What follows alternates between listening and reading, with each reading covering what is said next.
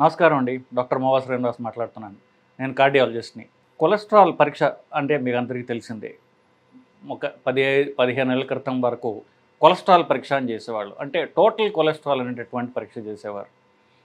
తర్వాత దీంట్లో మంచి, చెడు, ఆ చెడు కొలెస్ట్రాల్‌లో 2 రకాలు ఇట్లా మనకి చాలా వరకు సైన్స్ పెరగడంతోటి కనీసం లాస్ట్ 10-15 ఏళ్లుగా ఫాస్టింగ్ లిపిడ్ ప్రొఫైల్ అంటూ చేయడం అంటూ జరుగుతోంది. ఇది కూడా మీకు అందరికీ తెలిసిందే.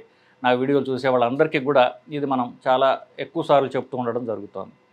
సో ఈ ఫాస్టింగ్ లిపిడ్ ప్రొఫైల్ అంటూ చేసిన తర్వాత దాంట్లో మంచి కొలెస్ట్రాల్ అని ఉంటుంది, చెడు కొలెస్ట్రాల్ ఉంటుంది. చెడు కొలెస్ట్రాల్లో బాగా చెడ్డది, అంత చెడ్డది కాదు, ఇట్లాగ 3 సబ్ డివిజన్స్ ఉన్నాయి. మంచి కొలెస్ట్రాల్ అంటే ఏమిటి? హెచ్డిఎల్. హెచ్డిఎల్ అంటే హెచ్తో స్టార్ట్ అవుతుంది, అది హైగా ఉండాలి. సో హెచ్డిఎల్ అనేది మనకి కాపాడేటటువంటి మంచి కొలెస్ట్రాల్. మంచి కొలెస్ట్రాల్ అంటే ఏమిటి? మనకు ఏం కాపాడుతుంది?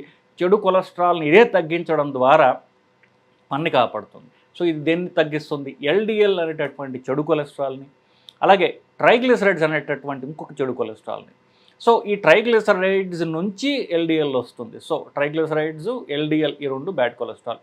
ఇది మీ అందరికీ చిరపరిచితమైనటువంటి నాలెడ్జ్, దీనిలో కొత్తదనం కూడా ఏం లేదు. సో ఈ సబ్ డివిజన్ అంతా చెడు కొలెస్ట్రాల్ అంటున్నాం చూసారా, ఎల్డిఎల్, ట్రైగ్లిసరైడ్స్. దీన్ని హెచ్డిఎల్తో కలిపి ఒక మాట ఉంది, దాన్ని ఏమంటారు? ఎథిరోజెనిక్ లిపిడ్ ప్రొఫైల్ అంటారు. మీరు ఒక 30 ఏళ్ల యువకుడికి భారతదేశంలో ఎవరన్నా సరే మీరు తీసుకున్నట్లయితే వాళ్ళకి టిపికల్ 30-35 ఏళ్ల వాళ్ళు, ఇప్పుడు యుక్త వయస్కులు అంటాం కదా, సో యుక్త వయస్కులు అనుకోండి 30 ఏళ్ళ వాళ్ళందరూ కూడా కొంచెం లావుగా ఉంటారు, చిన్న పొట్ట ఉంటుంది వాళ్ళకి, షుగర్ బీపీలు ఉండవు వాళ్ళు. ఇది వాళ్ళ ఫిజికల్ స్ట్రక్చర్ చూసుకున్నప్పుడు వీళ్ళందరికీ కూడా మీరు కొలెస్ట్రాల్ ఫాస్టింగ్ లిపిడ్ ప్రొఫైల్ చేసినట్లయితే కనుక అందరిలో కూడా ఒక టిపికల్ ప్రొఫైల్ ఉంది భారతదేశంలో ఉన్నటువంటి మన సౌత్ ఏషియన్స్ అందరికీ. సో భారతీయులకు ఎలాగుంటుంది? అందరికీ కూడా ట్రైగ్లిసరైడ్స్ ఎక్కువగా ఉంటుంది, అందరికీ కూడా హెచ్డిఎల్ ప్రొటెక్టివ్ కొలెస్ట్రాల్ తక్కువ ఉంటుంది. సో ఈ 2 కాంబినేషన్ వల్ల, హై ట్రైగ్లిసరైడ్స్, లో హెచ్డిఎల్ వల్ల ఎల్డిఎల్ అనేటటువంటి bad cholesterol, small dense LDL అంటే మామూలు ఎల్డిఎల్ కాదు, అది ఇంకా సన్నగా ఉంటుంది, చిన్నగా ఉంటుంది, గట్టిగా ఉంటుంది. సో రక్తనాళం పొరల్లోకి దూరేసేయగలదు. సో హై ట్రైగ్లిసరైడ్స్, లో హెచ్డిఎల్ వల్ల ఈ బ్యాడ్ కొలెస్ట్రాల్ అనేది, ఎల్డిఎల్ అనేది ఎక్కువగా ఉంటుంది. ఈ 3 కలిపి ఎథిరోజెనిక్ లిపిడ్ ప్రొఫైల్ అంటారు. అంటే ఏమిటి? మంచి కొలెస్ట్రాల్ తక్కువ ఉంటుంది, చెడు కొలెస్ట్రాల్ ఎక్కువ ఉంటుంది. ఇది భారతదేశంలో ముఖ్యంగా హై ట్రైగ్లిసరైడ్స్, లో హెచ్డిఎల్ అనేది భారతదేశంలో సర్వసాధారణంగా అందరికీ ఉండేటటువంటి లిపిడ్ ప్రొఫైల్. ఇది ముందు ట్రైగ్లిసరైడ్స్తో మొదలైనటువంటి ఈ మెటబాలిక్ డిఫెక్ట్, అంటే మన శరీరంలో ఉన్నటువంటి ఈ ఒక రకమైనటువంటి చెడు ఏదైతే ఉందో అది ట్రైగ్లిసరైడ్స్తో మొదలవుతుంది. అది 30 ఏళ్లకి వీళ్ళు తినే తిండి వల్ల, ఎక్సర్సైజ్ లేమి వల్ల ఈ ట్రైగ్లిసరైడ్స్తో మొదలైంది. మెల్లమెల్లగా పోగా ఈ ట్రైగ్లిసరైడ్స్ నుంచి ఎల్డిఎల్ ఫార్మ్ అవుతుంది. మంచి కొలెస్ట్రాల్ ఎలాగో తక్కువగానే ఉంటుంది.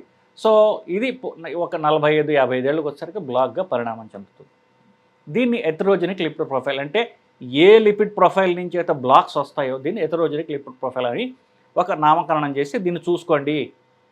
ఎస్పెషల్లీ భారతదేశంలో ఎస్పెషల్లీ సౌత్ ఇండియాలో ఇది సర్వసాధారణంగా ఉండేటటువంటి ప్రాబ్లం. దీన్ని చూసుకోండి అని చెప్పేసి WHO నుంచి మన హెల్త్ అథారిటీస్ అందరికీ చెప్పడం జరుగుతుంది. దీనికి ఎట్లా ట్రీట్ చేయాలనేటటువంటిది ఇప్పుడు ప్రస్తుత అంశం మనం మాట్లాడుకోబోయేది. దీన్ని ట్రీట్ చేయడానికి ఆఫ్కోర్స్ మందులు ఎలాగో ఉంటాయి ప్రతిదానికి. 30 ఏళ్ళ వాళ్ళు ఎవరన్నా వచ్చినట్లయితే, అంటే ఫస్ట్ టైం ఎవరికైతే ఈ ప్రాబ్లం డిటెక్ట్ చేస్తామో వాళ్ళకి కనీసం 2 నెలల పాటు డైట్ అండ్ ఎక్సర్సైజ్ తీసుకోండి, దాని తర్వాత మందులు చూడొచ్చు, డైట్ అండ్ ఎక్సర్సైజే తీసుకోండి అని చెప్తాం.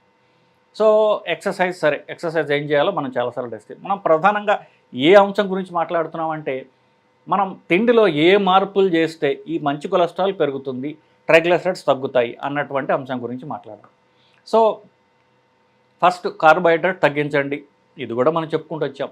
సో తిండిలో మార్పుల్లో ఏంటంటే మనం కొన్ని తగ్గించాలి, కొన్ని పెంచాలి. చెడు తిండి తగ్గించాలి, మంచి తిండి పెంచాలి. చెడు తిండి ఏమిటి? కార్బోహైడ్రేట్స్, రైస్, పండ్లు, చక్కెర, అలాగే దుంపలు, ఈ 4టిని తగ్గించాలి. రైస్, దుంపలు, చక్కెర లేదా బెల్లము, పండ్లు లేదా తేనె. సో మళ్ళీ రైస్, అన్ని రకాల రైసు, పండ్లు లేదా తేనె, చక్కెర లేదా బెల్లము, 4వది దుంపలు. ఈ 4టిని కార్బోహైడ్రేట్స్ అంటాం. ఈ 4టిని తగ్గించుకోవాలి. పెంచాల్సింది ఏమిటి, దీన్ని స్ట్రెస్ చేద్దాం. ఇప్పుడు మనం ఎక్కువగా ఏది తీసుకోవాలి, ఏది తీసుకుంటే మనకి హెచ్డిఎల్ పెరుగుతుందో అది తీసుకోవాలి. సో ఇక్కడ మనం చిన్న స్టోరీ చెప్తాను మీకు. ఒక 4 ఏళ్ల క్రితం మామూలుగా ఓపీ చూస్తుండగా ఒక 46 ఏళ్ల లేడీ ఒక ఆవిడని నేను చూడటం జరిగింది. ఆవిడ మామూలుగా రొటీన్గా పరీక్షలు చేసుకుంటూ రొటీన్ పరీక్షలు చూపించడానికి రాగా నేను చూసినప్పుడు ఆవిడ లిపిడ్ ప్రొఫైల్లో ఈ హెచ్డిఎల్ అనేటటువంటి మంచి కొలెస్ట్రాల్ ఏదైతే ఉందో మన అందరికీ చూసుకుంటే అది ఎంత ఉండాలి, మగవాళ్ళకి 40 నుండి 60 ఉండాలి, ఆడవాళ్ళకి 30 నుంచి 80 దాకా ఉండాలి. ఆడవాళ్ళకి ప్రొటెక్షన్ ఎక్కువ ఉంటుంది కాబట్టి. సో ఇలా ఇప్పుడు ఆవిడ లేడీ, సో 80 దాకా యూజువల్గా చూస్తూ ఉంటాం కదా. ఈవిడికి మంచి కొలెస్ట్రాల్ అటువంటి హెచ్డిఎల్ 110 ఉన్నది.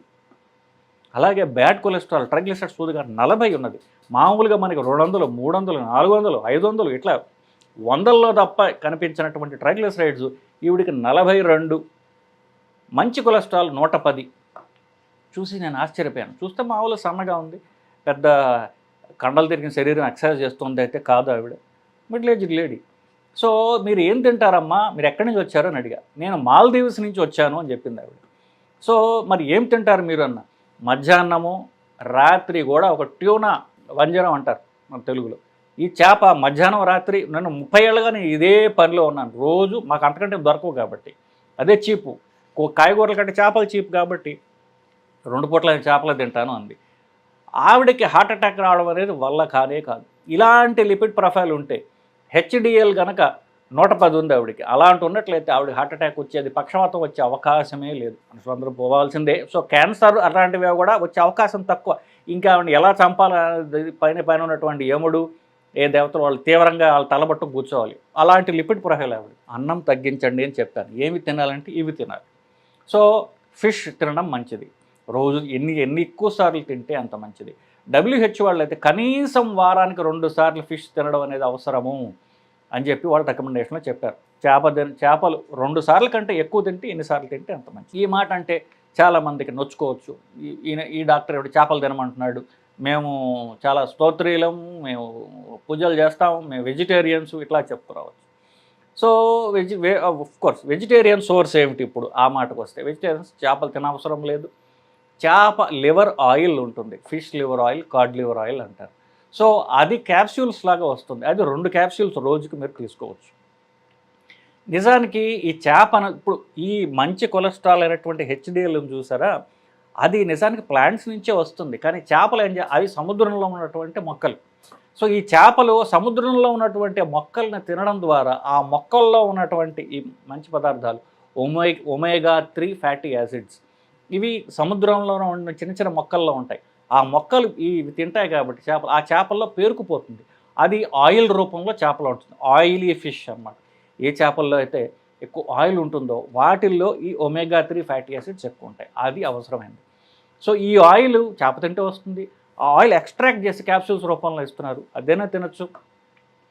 నాకు అసలు చేప కాదు కదా, చేప వాసన కాదు కదా, చేప ఆయిల్ కూడా నేను తిన్నాను అన్నట్లయితే కూడా మనకి న్యాచురల్ సోర్సెస్ ఉన్నాయి. అవేమిటి, 2 రకాల గింజలు ఉన్నాయి. ఒకటి సబ్జా గింజలు, రెండవది అవిసె గింజలు. సో ఈ అవిసె గింజల్లో అయితే వెరీ హై సోర్స్ ఆఫ్ ఈ omega 3 fatty acids. Almost like ఆ గింజల్లో ఆయిల్ ఎంత శాతం ఉంటుంది, 55% ఈ అవిసె గింజల్లో ఈ ఒమేగా 3 ఫ్యాటీ యాసిడ్స్ ఉన్నటువంటి ఆయిలే ఉంటుందని మనకి స్టడీస్ చెప్తున్నాయి.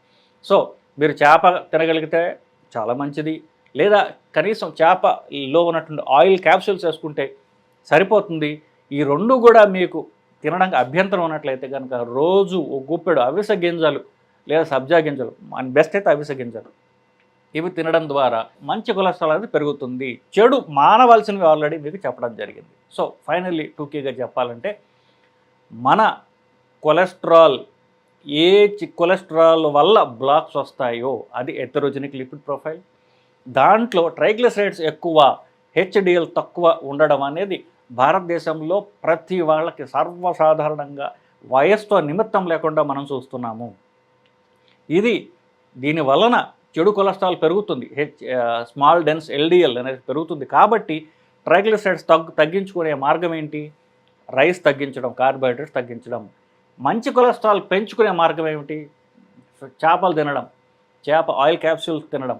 లేదా అవిసె గింజలు, సబ్జా గింజలు ప్రతిరోజు తినడం ద్వారా ఈ మెటబాలిక్ డిఫెక్ట్ని మీరు కరెక్ట్ చేసుకోవచ్చు. తిండితో ఒక్కటానితోనే ఈ పని పూర్తిగా జరగదు. మీరు తిండిలో మార్పులు చేసుకోవాలి, ఎక్సర్సైజ్ కూడా చేయాలి. ఈ రెండూ కలిపి ఉన్నట్లయితే కనుక మీరు డౌన్ ది లైన్, అంటే తక్కువ వయసు ఉన్న వాళ్ళ గురించి మాట్లాడుతున్నాం, అక్కడితో మొదలవుతుంది కాబట్టి ప్రాబ్లం. వాళ్ళకి ఈ నాలెడ్జ్ చాలా అవసరం కాబట్టి చెప్తున్నా. తర్వాత మీకు 50-60 వచ్చేసరికి ఈ బ్లాక్స్లో ఉన్న కాజ్ చేసేటటువంటి చెడు కొలెస్ట్రాల్ పెరిగి మీకు 60 ఏళ్ళకి పూర్తిగా బ్లాక్ అయ్యి 70 ఏళ్ళకి లేకపోతే 60 ఏళ్ళకి హార్ట్ అటాక్లు వచ్చి దాని నుంచి మీరు తప్పించుకోవాలనుకుంటే ఈ డిఫెక్ట్ మీరు చిన్న వయసులోనే కరెక్ట్ చేసుకోవడం అనేది చాలా అవసరం.